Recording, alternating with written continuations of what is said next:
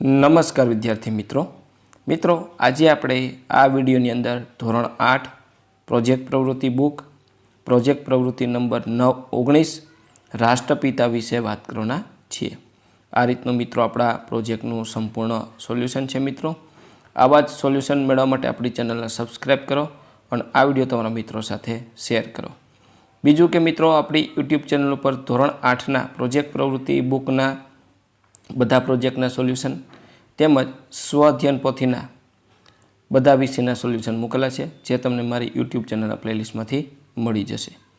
તો મિત્રો શરૂ કરીએ ધોરણ 8 પ્રોજેક્ટ પ્રવૃત્તિ બુક પ્રોજેક્ટ પ્રવૃત્તિ નંબર 19 રાષ્ટ્રપિતા। તમે શાળા પુસ્તકાલયમાંથી અનેક પુસ્તકો વાંચ્યા હશે। પુસ્તકાલયમાંથી રાષ્ટ્રપિતા ગાંધીજી વિશે લખાયેલ પુસ્તકો શોધો અને વાંચો। સત્યના પ્રયોગો આત્મકથા પુસ્તક વાંચી તેમાં આવતા પ્રસંગો પૈકી અમુક પ્રસંગોની ટૂંકમાં મુદ્દામાં અહીં નોંધ કરો। તમને પસંદ પ્રસંગની અહીં અલગ કાગળમાં નોંધ કરી વર્ગખંડ અથવા પ્રાર્થના સભામાં વ્યક્ત કરો। તો જોઈએ મિત્રો, પેલું છે તમારા ઘરમાં કોણ કોણ ઉપવાસ કરે છે? મારા ઘરમાં દાદા દાદી મમ્મી પપ્પા મારા મોટા ભાઈ ભાભી ઉપવાસ કરે છે। તમે ઉપવાસ કરો છો ક્યાં? તો તમે ઉપવાસ કરો છો કયો? હા, હું ઉપવાસ કરું છું। રામનવમી, જન્માષ્ટમી, શિવરાત્રિ આ દિવસોમાં ઉપવાસ કરું છું। આ ઉપરાંત દર મહિનાની 11 તેમજ શ્રાવણ મહિનાનો સોમવારના દિવસે પણ ઉપવાસ કરું છું। ગાંધીજીના ઉપવાસના દિવસે શી કાળજી રાખતા હતા?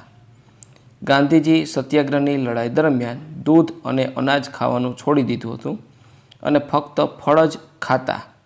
ત્યારે તેમણે આત્મસંયમના સાધનો રૂપે તેમણે ઉપવાસ શરૂ કર્યા હતા। ગાંધીજી વૈષ્ણવ પરિવારમાંથી હતા, એટલે એણે પહેલેથી જ 11નો ઉપવાસ કરતા હતા। ત્યારબાદ જ્યારથી તેને ઉપવાસની ઉપયોગિતા સમજાણી તે ફક્ત પાણી પીને ઉપવાસ કરતા હતા અને બ્રહ્મચર્યનું પાલન પણ કરતા હતા। ઉપવાસ દરમિયાન તેઓ આત્મસંયમ ખૂબ રાખતા હતા। તો મિત્રો આ તો આપણું ધોરણ 8 પ્રોજેક્ટ પ્રવૃત્તિ બુકના પ્રોજેક્ટ નંબર 19નું સંપૂર્ણ સોલ્યુશન જોયું। મિત્રો આવા જ સોલ્યુશન મેળવવા માટે આપણી ચેનલને સબસ્ક્રાઈબ કરો અને આ વિડીયો તમારા મિત્રો સાથે શેર કરો। બીજું કે મિત્રો આપણી યુટ્યુબ ચેનલ પર ધોરણ 8ના પ્રોજેક્ટ પ્રવૃત્તિ બુક તેમજ સ્વાધ્યાયન પોથીના દરેક વિષયના સોલ્યુશન મૂકેલા છે, જે તમને મારી યુટ્યુબ ચેનલના પ્લેલિસ્ટમાંથી મળી જશે।